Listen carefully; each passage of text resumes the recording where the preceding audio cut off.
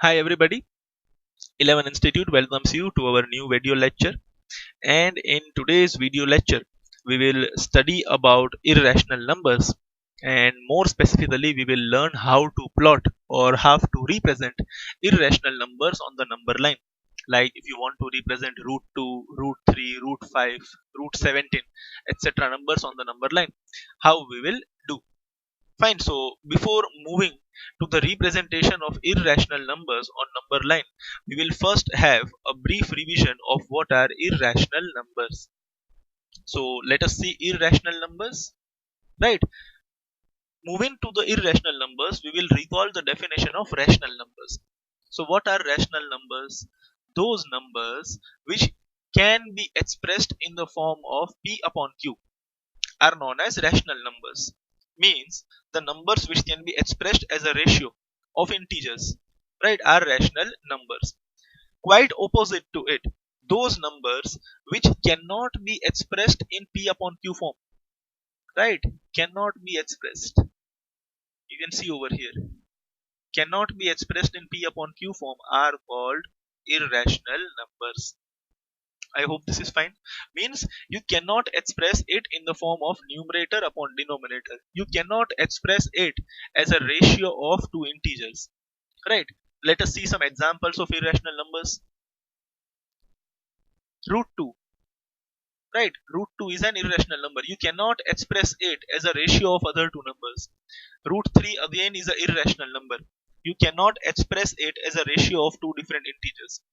So we may move ahead root 2, root 3, root 4. Please don't make such mistakes. Root 4 is not an irrational number because square root of 4 is 2. Right? Square root of 4 is 2. So root 4 is a rational number.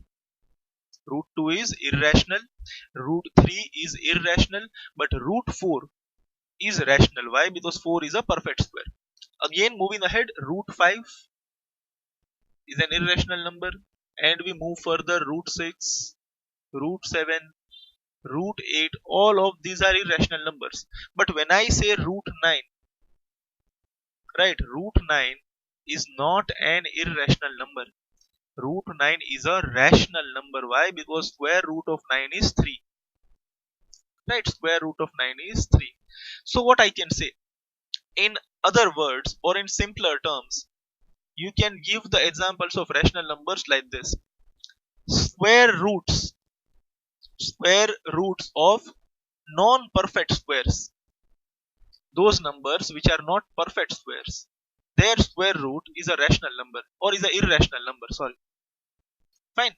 So we can see one more example, pi. Pi is also an irrational number. Many of you might be having doubt. Sir, value of pi is 22 upon 7.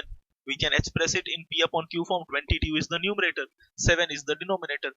My dear friends, you are correct. It is expressed as a ratio 22 upon 7, but I would like to clarify that 22 upon 7 is not the exact value of pi. It is an approximate value of pi. So when we write 22 upon 7, the value is not exactly equal to pi. It is approximately equal to pi. The original value of pi is unending. It is something like this, 3.1428587. It will continue. It will never end, and you can never express it as a ratio. Right? So please don't have that confusion.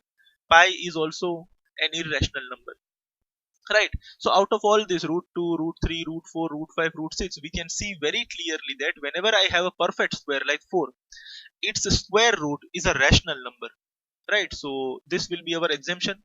Similarly, root 9 will be also our exemption.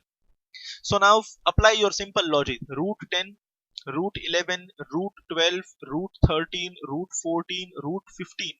All of them will be irrational numbers. But root 16 will not be irrational number. Why? Because 16 is a perfect square. And when I perform square root of 16, my answer is 4. And 4 is a rational number. So I hope this is clear. Square roots of non-perfect squares. Right? 2 is not a perfect square. 3 is not a perfect square. So their square roots will be irrational numbers. You cannot express them in P upon Q form. I hope this is clear. And as again, root 4, root 9, root 16, root 25, root 36, all of these are rational numbers. Why? Because they are square roots of perfect squares. Fine. So now our number system is complete. In previous video, we studied about natural numbers, whole numbers, integers, rational numbers, right? And we ultimately saw that whether you have a natural number, whether you have a whole number, or you have an integer, all of them are ultimately rational numbers. And today we have a completely different set of numbers which are irrational numbers, and together they make up a collection of real numbers. And real numbers is denoted by symbol R. So rational numbers plus all the irrational numbers will give you real numbers, right? This is up for now. When you will move to higher standards like plus 1, plus 2, right, you will again see some new set of numbers like complex numbers, imaginary numbers. But for now, right, you have to study only for real numbers. So a real number is either rational or irrational, and every real number is represented by a unique point on number line. Yes, every real number can be represented on a number line by a unique point. So on the number line you can plot rational numbers also, which we have seen previously, and you can also plot irrational numbers also, which we will learn in this video, right? So this is a quick revision. You can see all of these are rational numbers: natural numbers, whole numbers, integers. Ultimately what are they? They are rational numbers. Apart from these numbers, today we learned some new set of numbers like root 2, root 3, root 5, pi, root 7, etc. What are these? These all are irrational numbers. So basically you are having two types of numbers: rational numbers, irrational numbers, and together they make up real numbers, right? So real numbers is a number system. Real numbers are having two types of numbers: rational and irrational. Fine. So you can say all the rational numbers are real numbers. You can also say all the irrational numbers are real numbers. But the reverse is not true. When I say all the real numbers are irrational numbers, that is false. Because all the real numbers cannot be irrational. Some of them are rational also. Similarly, when I say all the real numbers are rational numbers, that is also false. Because all the real numbers cannot be rational. Some of them are irrational also. Right. So again, we are having some true or false statements which are important from examination point of view. All the rational and irrational numbers are real numbers, right? All the rational numbers are real numbers, true. All the irrational numbers are real numbers, that is also true. You can see real numbers can occupy both of them. But reverse is not true. You cannot say all the real numbers are irrational, right? Because if all the real numbers are irrational, what about this? So what we write? We write that all the real numbers are not irrational, and also all the real numbers are not rational. So I hope this is clear to you. This was a brief introduction of irrational numbers. Now we will learn how to plot such numbers: root 2, root 3, root 5, root 6, etc. on the number line. But before moving to that, we need to learn a very important concept of Pythagoras theorem, right?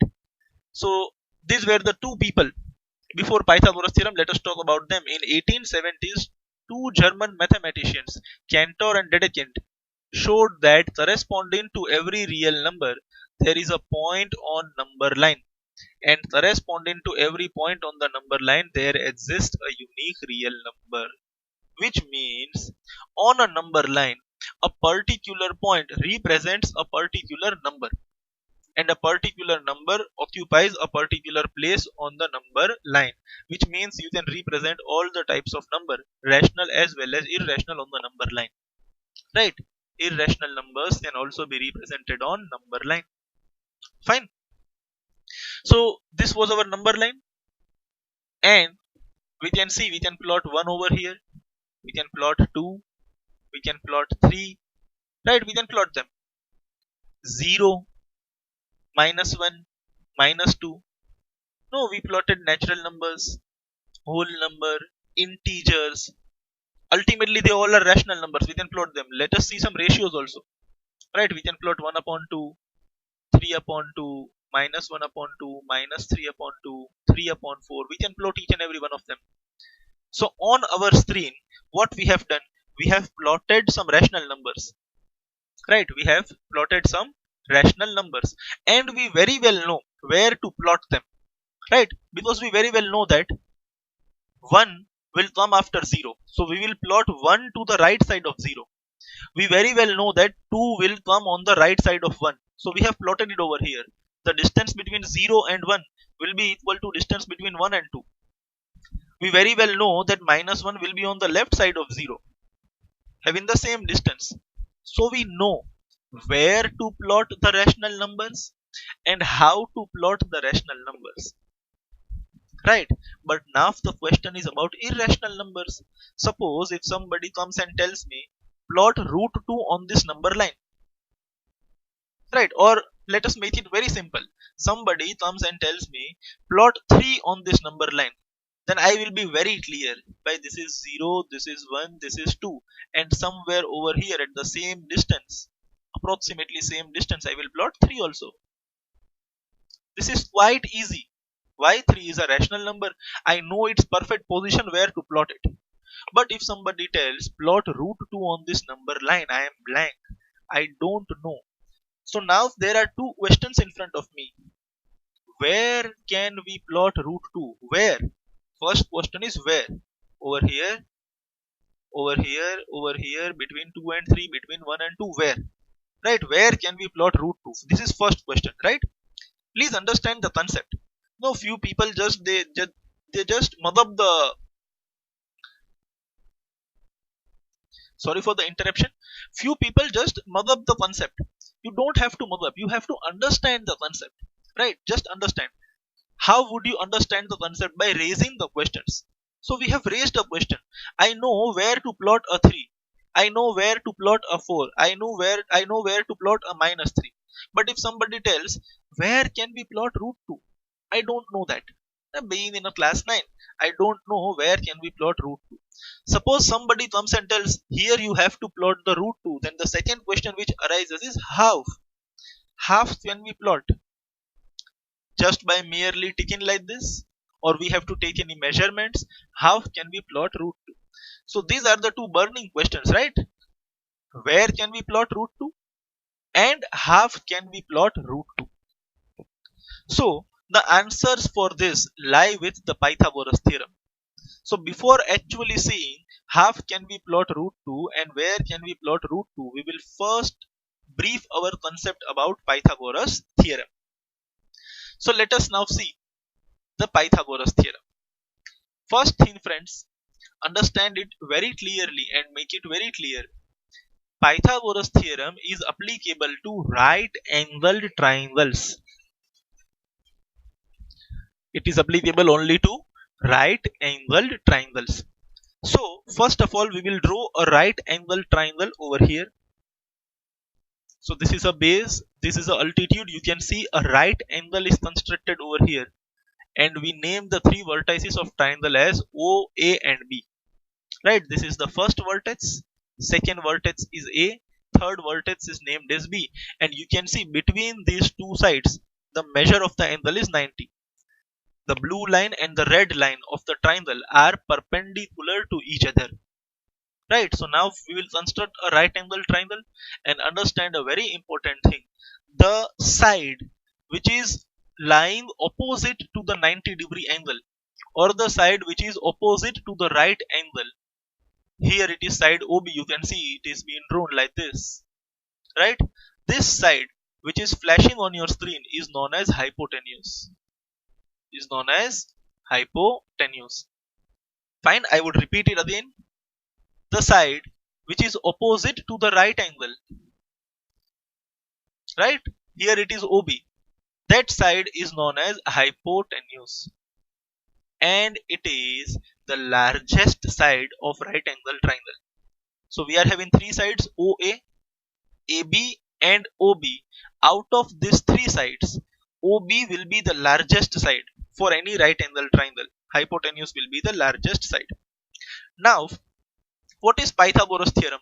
Pythagoras theorem is a simple relation between the values of measurements of these three sides. Right, for example, I know the value of OA and I know the value of AB, then the value of OB will be fixed. So out of these three sides, if any two sides are given, you can find the third side. Briefly speaking, or speaking on a very basic tone or very basic manner, right, we can say that hypotenuse can be obtained from the value of this base OA and this altitude AB. Right, if you know the value of OA and AB, you can find hypotenuse, or more specifically speaking, the value of your hypotenuse is dependent upon the other two sides. Right, that's all what Pythagoras theorem is about. Now let us see the formula of Pythagoras theorem. Here it is.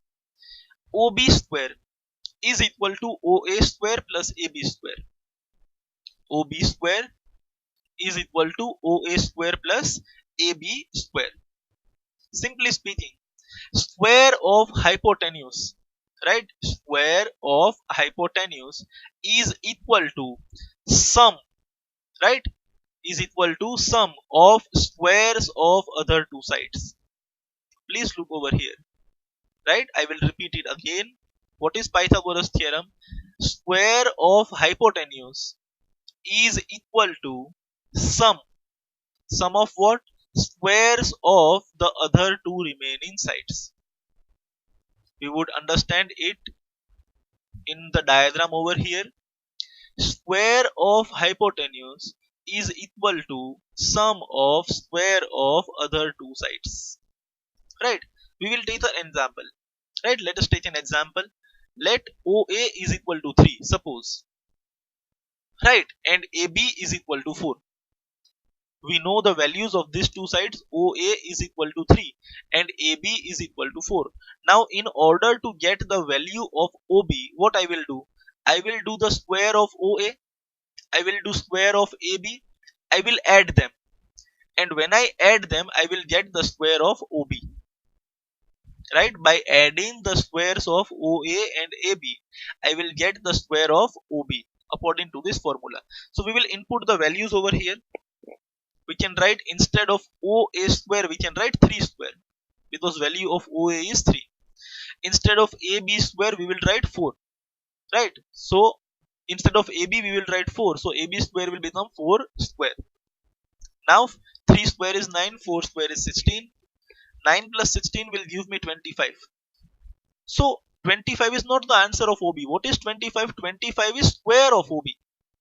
Right, by adding the squares of these two sides we get the square of hypotenuse. OB square is 25.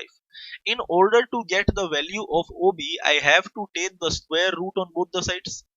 So when I take square root of OB square I will get OB, and square root of 25 I will get 5. We have taken square root on both the sides. Square root of OB square will give me OB. Square root of 25 will give me 5. I hope this is fine. You are quite sure about this? I will repeat it once again. Right, let us assume that the value of OA is 3, value of AB is 4. And what Pythagoras theorem tells us? Pythagoras theorem tells us that square of these two sides, right, sum of square of these two sides. So what is the value of OA? 3. And what is 3 square? 3 square is 9. Right, what is the value of AB? 4. And what is the square of 4? 16. Now when I add 16 and 9, squares of OA and AB, 16 plus 9 gives me 25. Right, so what is 25? 25 is the square of hypotenuse. 25 is the square of hypotenuse. Now if I want the exact value of hypotenuse, I will take the square root of 25, and square root of 25 will give me 5. Let us see the steps over here. Instead of OA and AB I will write 3 and 4, so they will be squared. 3 square and 4 square. 3 square is 9, 4 square is 16, so we get 9 plus 16, 25. 25 is not the answer. 25 is square of hypotenuse. In order to find the hypotenuse we will find its square root, so we will get OB is equal to 5. I hope this is fine.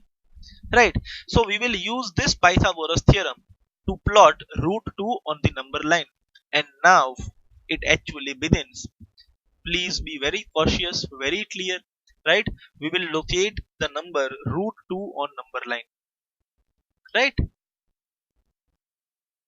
Locate root 2 on number line.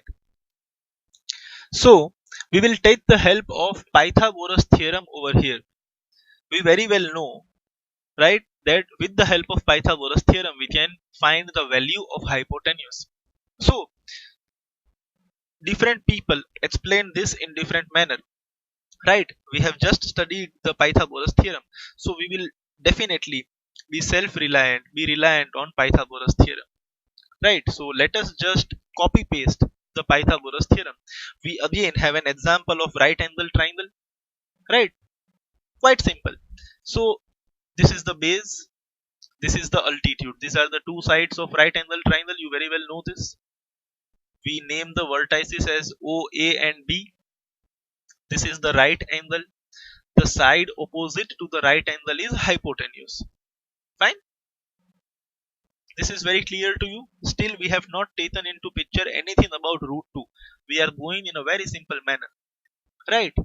So this is a right angle triangle, you can see on your screen. Fine. Now this is the formula of Pythagoras or Pythagoras theorem. OB square, which means the square of hypotenuse, is equal to OA square plus AB square, the sum of squares of other two sides. Now we know that if I assume some value of OA, if I assume some value of AB, I will get my hypotenuse. So the basic idea is we want root 2 over here. What we want? We want OB to be equal to root 2. Right? So if I want that OB should be equal to root 2, then OB square should be 2. Fine. I will explain it once again. What we want the side OB hypotenuse to be equal to root 2. So if OB should be equal to root 2, then OB square should be equal to 2.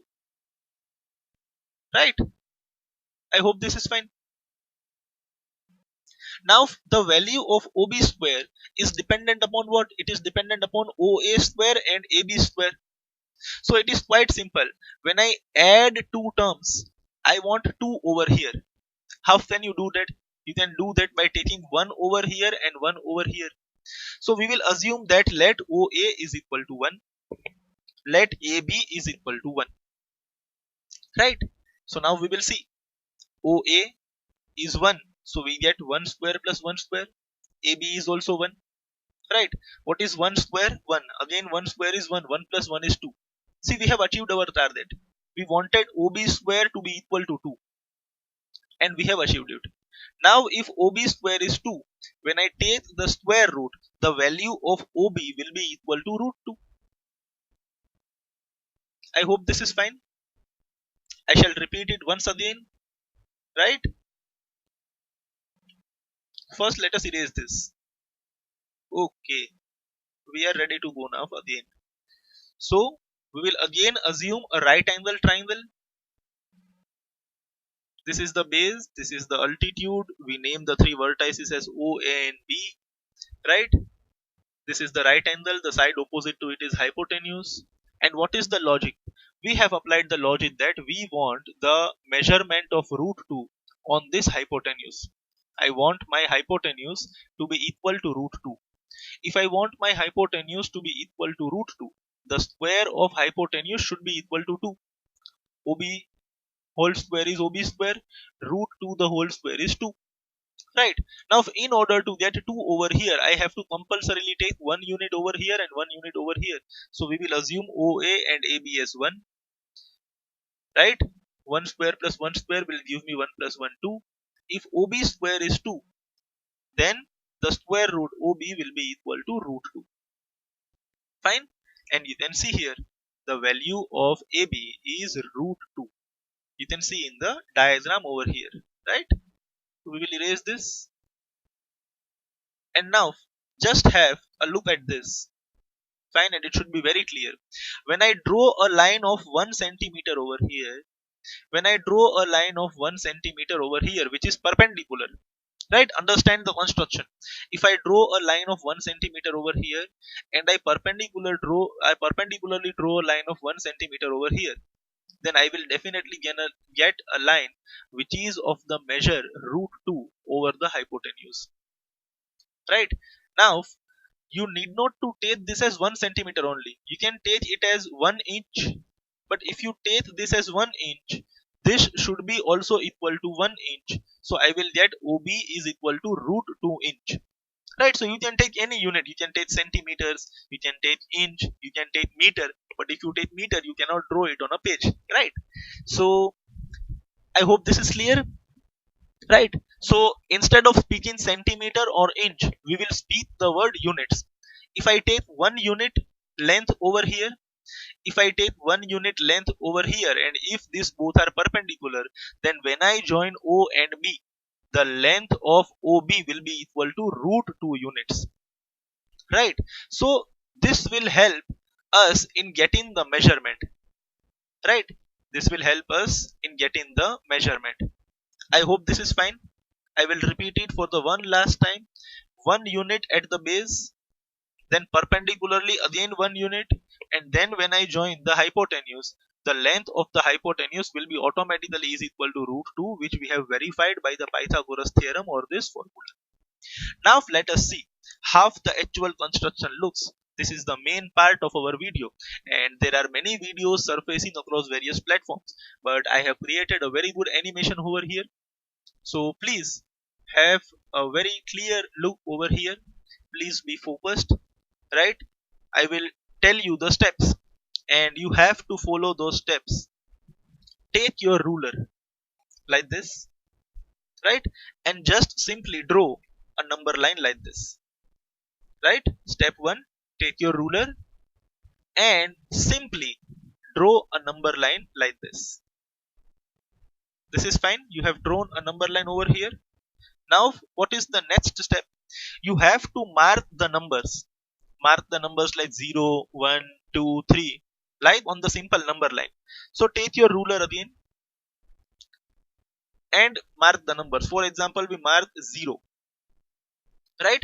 Now on your ruler here it is 1 because it is 1 centimeter, right? But that will be quite small for us. So instead of marking 1 over here, we will mark 1 over here where 2 is written. Right, we can do that. It is not necessary to take 1 centimeter is equal to 1 unit. What we are doing, we are enlarging the diagram, we are enlarging the scale. We are taking 2 centimeters, right? We are taking 2 centimeters is equal to 1 unit. I hope this is fine. So after 0, we will mark the next point at 2. Here on the scale it is 2, but for us it will be 1. Then again after 2 we will mark the next point at 4. For the scale it is 4, but for us this number will be 2 as per the number line. So on the number line we have 0, we have 1 and we have 2. I hope this is clear. You have done simple scaling.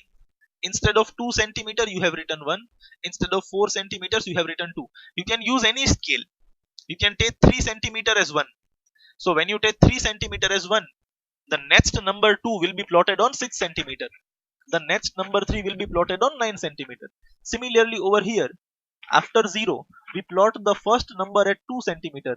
Then second number will be plotted at 4 centimeter. Third number will be plotted at 6 centimeter. I hope this is fine. We have taken a scale of 2 centimeters, right? And now we will mark them. So I will remove this ink over here, right? And we will name that, right? You can see these are the names.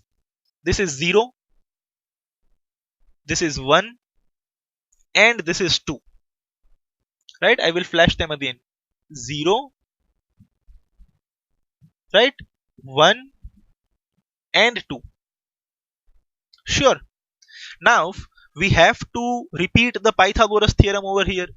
The triangle which we have seen on the previous screen, we will draw it over here again, right? So what was the thing? We have to draw a base of 1 unit, right? You remember the triangle was OAB. So we will draw a line of 1 unit over here, right? You can see a line of 1 unit is drawn which is flashing in the red on your screen over here. Fine. We will draw a line of 1 unit. Sure. Now we will take our scale back. So this is how it should look after this many steps. Fine. I hope you have done till here. I will repeat it again. Just simply draw a number line. Take your scale, mark the numbers 0, 1, 2 based upon your suitability. I have taken 2 centimeters as 1 unit. Right, so there is a big gap between 0 and 1 and a big gap between 0 and 2, so that our diagram will be much clear. Right, you can take any scale, you can take 3 centimeters as 1 unit also. What I have done is I have taken 2 centimeters as 1 unit. Now what we have to do, we have to repeat the Pythagoras theorem which we have seen in previous slide. So in previous slide we were drawing a base of 1 unit. Now what we will do, we will construct an altitude over here of 1 unit, a side over here of 1 unit, but that should be perpendicular. So take your scale like this and adjust it over the point A in such a manner that your ruler or your scale is perpendicular to the number line that you have drawn. Your ruler should be perpendicular to the number line that you have drawn over here, right? And you can see I have again taken 2 centimeters, right? My length is 2 centimeters. Why? Because I want to draw 1 unit over here again. How many units? 1 unit, right? So again we draw a line over here. You can see it is flashing on the screen. We will draw a line from here to here, right? And we will say that this is also 1 unit because again I have taken 2 centimeters. You can see 2 centimeters as 1 unit. And we will name this point as B. So we have done nothing yet. You have just simply drawn a number line. You have marked the points 0, 1 and 2. You have called this as O and A. You have taken the ruler over here perpendicularly. And you have again taken 1 unit. Make sure the distance that you have used over here as 1 unit should be same over here. The length of OA should be equal to AB. If you don't do that, your answer will be wrong, your diagram will be wrong. So we have 1 unit and 1 unit over here, and based upon the Pythagoras theorem, now when I join O and B, what is OB? It is hypotenuse, and according to the Pythagoras theorem, if this is 1 unit, this is 1 unit, then the value of OB will be equal to root 2 units. The value of OB will be equal to root 2 units. We write it over here. So now I have the length, right? Now see, understand, when I took 0 over here and 1 over here, in order to plot this rational number, I used my scale, I used my ruler, I know the length. But for root 2, there was no length on my ruler, there was no root 2 written over there, right? So now what is root 2 for me? Root 2 for me is OB. Now what we have to do, we have to take our compass. We have to take the compass. We have to take the pointer over O. We will place the pointer over O and we will place the pencil over B. Indirectly, what you are doing, you are measuring this length with the help of your compass.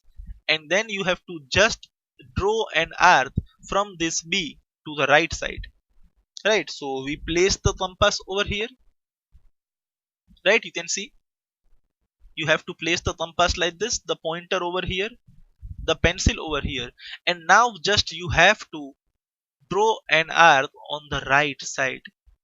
You have to draw an arc on the right side. So what will be done? The root 2 that you have measured over here, the root 2 that you have measured over here will be now measured on this number line. Right, so let us draw the arc. Right, so distance between O and B will be now equal to distance between O and this point. Why? You have taken the measurement and then only you have drawn the arc. So first of all, root 2 was over here. Now you can see whenever this arc intersects the number line over here, right, this point, the distance between O and this point will be equal to root 2. Fine. So we will name this point as root 2, which lies somewhere between 1 and 2. If you have scientific calculator, You can open up your mobile, take the scientific calculator and calculate the value of root 2. It will be somewhere around 1.41, and 1.41 lasts between or is between 1 and 2. Fine, so this is very simple. I hope this is clear to you. This was a very good animation. Still, I have made a 3D animation for you, my dear friends.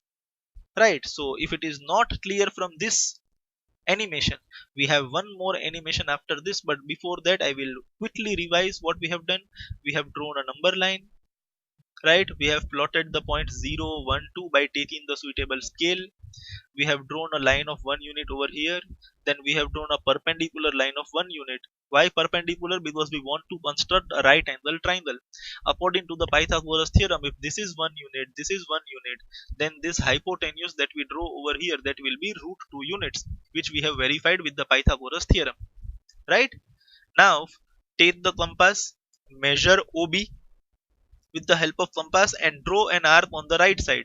So this OB that you have measured over here will be now drawn on the number line, and the point that we get over here when the arc intersects the number line, that point represents the value of root 2. Right? So this is how we plot root 2 on number line. Please don't skip the video. We have a very good animation upcoming over here. Right? So please look over here. I will start the animation. Right? This is your scale, ruler, a pencil with you. Fine. And now we start drawing. We will first draw a number line of any length. Now we will plot the numbers 0, 1, 2, etc. Right? We take the first point as 0, you can see.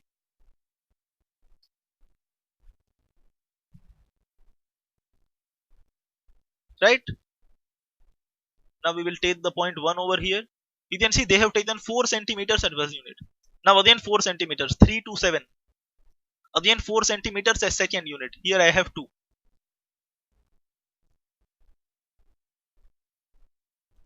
Right? Now what we will do, we will draw a line of 1 unit over here. A line of 1 unit perpendicularly over here. Again 3 to 7, 4 centimeters. We have taken as 1 unit. Now we will join the hypotenuse, which will be equal to root 2. We will take the compass, measure this and draw an arc on the right side. Right? So the root 2 that we have taken over here is now over here, and the point over here is root 2, which lies between 1 and 2. I hope you like this. I shall play it once again. Right? So take the ruler, pencil, and we will just draw a number line. Now we will plot the numbers 0, 1, 2, 3, etc. So the first number that we plot is 0. Then we will use the ruler again, and you can see there we are drawing the line from 3 centimeter to 7 centimeter, which is 4 centimeters. But instead of 4 centimeters, we are writing 1. Right? So now after another 4 centimeters, again we start from 3, we end at 7, again 4 centimeters. We will now write the number 2. I hope this is fine. Now we will construct a right angle triangle. We will draw a line of 1 unit over here. Then we will draw a perpendicular line of again 1 unit only. You can see from 3 to 7. 4 centimeters is equal to 1 unit. Now we will join the hypotenuse. So definitely hypotenuse will be equal to root 2. We will take the compass and just draw an arc on the right side. So this length will get copied over here. Right? And now the distance between these both will be equal to distance between these both, and here we get our point root 2. So I hope you enjoyed this animation, you enjoyed this video. In the next video, we will learn how to plot root 3, root 5 and some other irrational numbers on the number line. Fine? So homework, all the theory that we have done today, one time in rough book. And example number 3, which we just did, you have to do it 5 times. What you have to write? You have to write the explanation of Pythagoras theorem, right? And then you have to draw the diagram. You have to, in answer of example number 3, you have to write the explanation of Pythagoras theorem and then you have to draw the diagram which we saw in the video. So I hope you enjoyed this. If you really enjoyed the animation, if you find that this is something new, this is not being found on the available videos on the platform, please like and share this video. Right? Thank you very much. Take very good care of yourselves, and we will now again meet in the next video lecture very soon. Thank you very much. Take care. Goodbye. Jai Hind.